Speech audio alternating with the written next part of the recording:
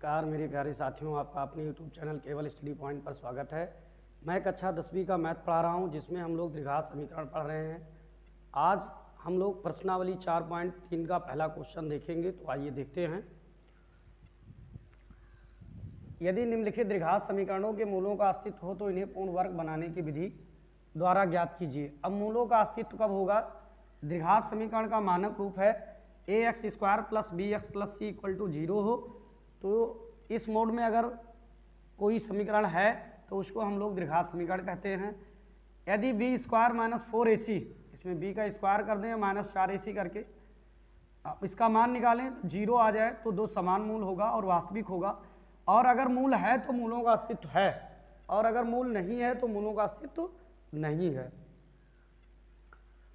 ऐसे यदि b² - 4ac निकाला जाए, उसका वैल्यू जो है वो 0 से ज़्यादा आ जाए तो दो वास्तविक मूल होंगे, मतलब वास्तविक होंगे, मूल वास्तविक होगा तो वास्तविक मूल होगा तथा दो असमान मूल होगा। मूल कैसा होगा? वास्तविक होगा तथा दो असमान मूल होगा। असमान मतलब उसका मान अलग अलग होगा।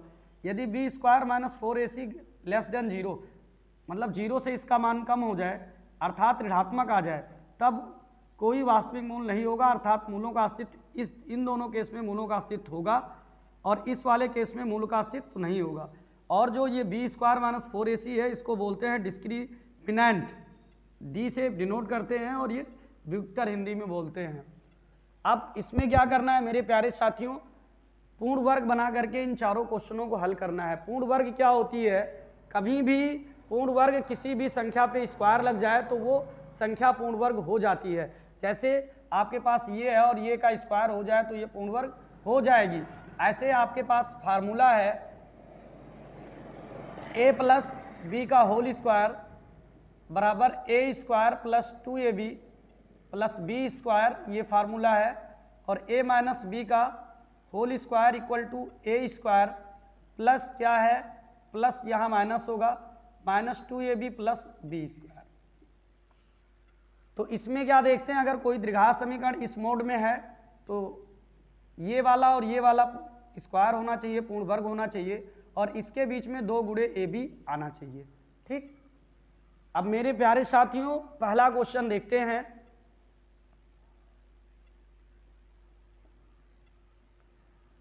पहला है 2x² - 7x + 3 = 0। सबसे पहले देखेंगे कि जो पहला पद दिया है इसमें देखिए x² इसमें है, x इसमें भी है, मतलब x² इसमें भी है, x इसमें भी है, मतलब अगर इसको ये स्क्वायर मानेंगे तो ये वाला क्या होगा? 2ab। क्या होगा? 2ab। तो अब देखिए अगर ये पूर्ण वर्ग नहीं है तो इसके बगल में जो गुणांक है उससे दोनों तरफ क्या करते हैं? भाग कर देंगे। अब 2 आपका दिया है तो 2 से दोनों तरफ क्या करेंगे? भाग कर देंगे।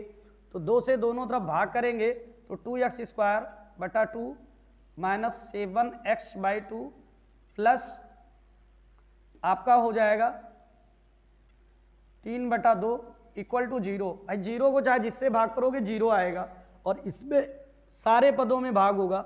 2 से 2 कैंसिल हो जाएगा, x² - 7x/2 मिलेगा प्लस 3/2। अब ये पूर्ण वर्ग बन गया। x² मतलब a² बराबर हमारा x² हो गया। ठीक, ये पूर्ण वर्ग बन गया तो a बराबर हमारा क्या हो जाएगा? x। अब इसको पूर्ण वर्ग बनाने के लिए 2ab चाहिए और b का स्क्वायर चाहिए।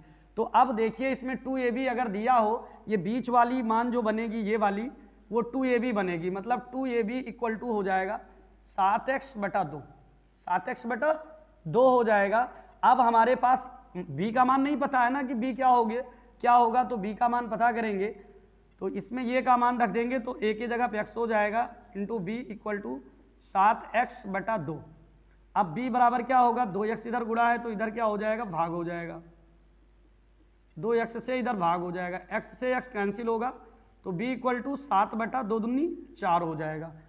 ठीक, अब मेरे प्यारे साथियों b का मान हमें पता हो गया और a² का मान पता हो गया, बीच में 2ab होना चाहिए और इसका वर्ग जोड़ देंगे, b² का वर्ग जोड़ देंगे तो 2ab का मान ये हो गया।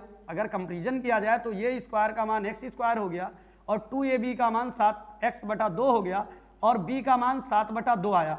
लेकिन हमको क्या चाहिए? हमको चाहिए ये square plus 2ab plus B square पूर्ण वर्ग बनाने के लिए ए स्क्वायर की जगह पे एक्स स्क्वायर हो गया प्लस 2ab के जगह पे 7x बटा 2 हो गया। अब हमको बी स्क्वायर चाहिए तो बी का मान 7/4 है और बी का स्क्वायर कर देंगे तो क्या होगा, ये पूर्ण वर्ग बन जाएगा। ये क्या हो गया, अगर इसे कंपेरिजन करेंगे तो ये पूर्ण वर्ग हो गया। लेकिन अब मामला है कि 7/4 का स्क्वायर इसमें एक्स्ट्रा अलग से ला रहे हैं, तो जितना इसमें जोड़ेंगे उतने घटा देंगे। कभी भी जितना जोड़ो उतना घटा दो तो फिर क्या आएगा, 0 आएगा ना। तो इसे पूर्ण वर्ग बनाने के लिए एक्स स्क्वायर माइनस 7x बटा 2 ये हो गया, प्लस यहाँ माइनस है बेटा तो माइनस होगा, माइनस है तो माइनस वाला फार्मूला लगेगा क्योंकि हमारे पास दोनों फार्मूले हैं माइनस के भी और प्लस के भी। प्लस क्या जोड़ेंगे 7/4 का वर्ग, तो ये क्या बन गया, पूर्ण वर्ग बन गया। यहाँ से यहाँ तक जैसे A square minus 2ab plus B square A minus B का होल स्क्वायर हो गया, वैसे ये भी बन जाएगा। तो ए के जगह पे x हो जाएगा, बी के जगह पे 7/4, तो x माइनस 7/4 का होल स्क्वायर ये पूर्ण वर्ग बन जाएगा। तो इसमें इतना जोड़ दिए, अब जितना जोड़े हैं उतने इसमें घटाएंगे भी, प्लस 3/2 इक्वल टू 0।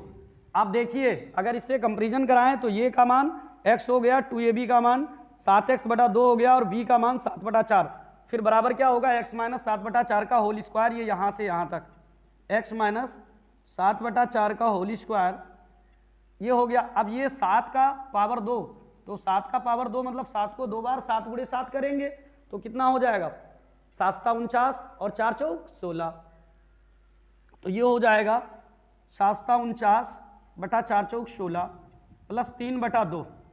अब इसको हल करेंगे x माइनस 7/4 का होल स्क्वायर और ये माइनस लासा लेंगे तो ये 16 और 2 का लासा 16, तो इसमें 8 से गुणा करेंगे 8 त्रिक 24, 49 प्लस 24/16 इक्वल टू 0 होगा। अब क्या करेंगे x माइनस 7/4 का होल स्क्वायर, फिर 49 में से 24 घटेगा तो कितना बचेगा, माइनस 25/16, अब बराबर 0। अगर इसे पूर्ण वर्ग करेंगे, देखते हैं फ्रेम में आ रहा है, तो ये क्या हो जाएगा, ये आपका 55 x माइनस 7/4 फिर का होल स्क्वायर माइनस आपका हो जाएगा 25/16, इधर ले लो तो ये 25/16 हो जाएगा, चाहे इसको ये स्क्वायर माइनस बी स्क्वायर मान लो। चलो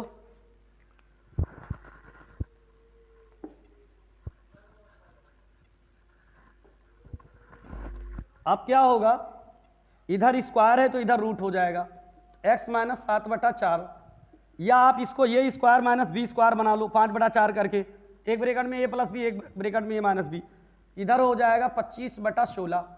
अब क्या करेंगे, इधर का स्क्वायर हटेगा तो इधर क्या होगा, रूट। अब वर्गमूल निकालेंगे तो 25 का वर्गमूल कितना होगा, 25 का वर्गमूल 5, लेकिन प्लस माइनस 5 बटा और 16 का वर्गमूल 4, इसमें प्लस भी है माइनस भी है, तो एक बार धन लेने पर और एक धन लेंगे तो यहाँ प्लस लेंगे, x माइनस 7/4 बराबर 5/4, 7/4 उधर जाएगा तो प्लस हो जाएगा, तो 5/4 प्लस 7/4, तो 7 5 12 ये 4 हो जाएगा, 4 3 12, x इक्वल टू क्या आ गया, 3 आ गया। अब एक बार क्या करेंगे, ऋण ले लेंगे, एक बार धन लिए हैं तो एक बार ऋण लेंगे। चलो इसको मिटाल देते हैं,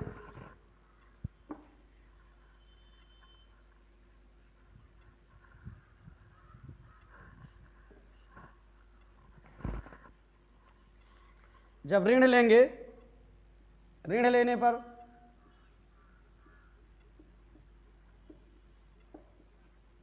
जब ऋण लेंगे तो जहां धन लिए थे वहां ऋण, x माइनस 7/4 माइनस 5/4, 7/4 इधर माइनस से उधर प्लस हो जाएगा, माइनस 5/4 प्लस 7/4, हर समान है तो 5 7 में से 5 घटेगा, ये आपका 2 बचेगा, प्लस में 2/4, 2 1 कम 2 दूनी 4। हाँ एक चीज़ हम लोगों ने क्या किया, इसका विविक्तर नहीं निकाला, मूल तो निकल आया, विविक्तर निकालेंगे तो देखिए तुलना कराएंगे तो ये का मान क्या होगा, a का मान 2 होगा और b का मान क्या होगा, -7 होगा और c का मान 3 होगा। अब b स्क्वायर माइनस 4 इसी निकालेंगे तो -7 का स्क्वायर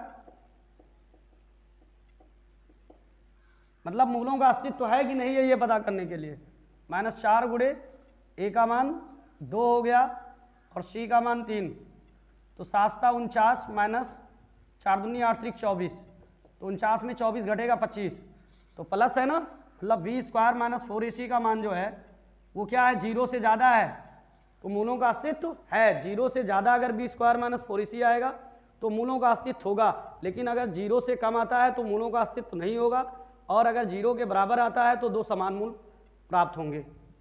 चलिए अगला दूसरा क्वेश्चन देखते हैं।